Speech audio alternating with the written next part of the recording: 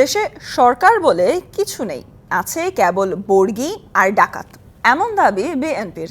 রাজধানীতে পৃথক অনুষ্ঠানে দলটির নেতারা বলেন, জবাবদিহিতা না থাকায় লুটপাট আর ক্ষমতার জন্য আজিজ বেনজিরের মতো রক্ষীও তৈরি করেছে ক্ষমতাসীনরা। এদের পতন না হলে দেশের অস্তিত্ব বিপন্ন হবে বলেও দাবি বিএনপি নেতাদের।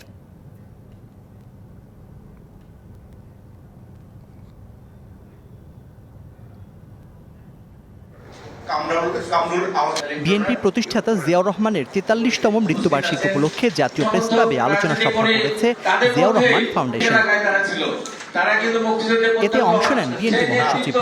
এই যে সরকার আমি আগে বলেছিলাম সরকার না, এটা বর্গী ডাকাত লুটেরা, এদেরকে যদি আমরা প্রতিরোধ করতে না পারি, ঠেকাতে না পারি, আমরা এই দেশের থাকবেন। তারা তো আপনার এই দেশের মানুষ না, তারা বর্গী, তারা লুট করে নিয়ে চলে যায় এবং পাচার করে দেয়, তারপরে সময় মতো যখন ক্ষমতা থাকার সময় করে তো পালায়। দেশ ও গণতন্ত্র রক্ষার আন্দোলনে নামতে বিএনপি আবারও সংগঠিত হচ্ছে বলেও জানান তিনি। খাচ্ছি, জেলে যাচ্ছি, মারা যাচ্ছি, তাই না? তো সবাই মিলে একসাথে জোরে সরে সেটাকে একটা জায়গায় নিয়ে যাই যেখানে আমরা প্রতিরোধটা করে তুলতে পারবো।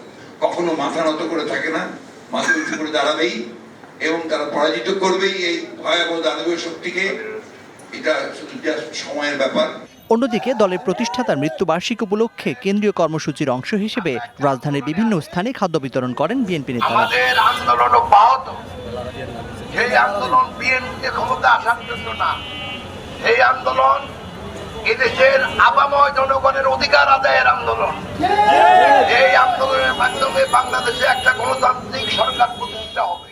Zakaria Ahmed, DBC news, Dhaka.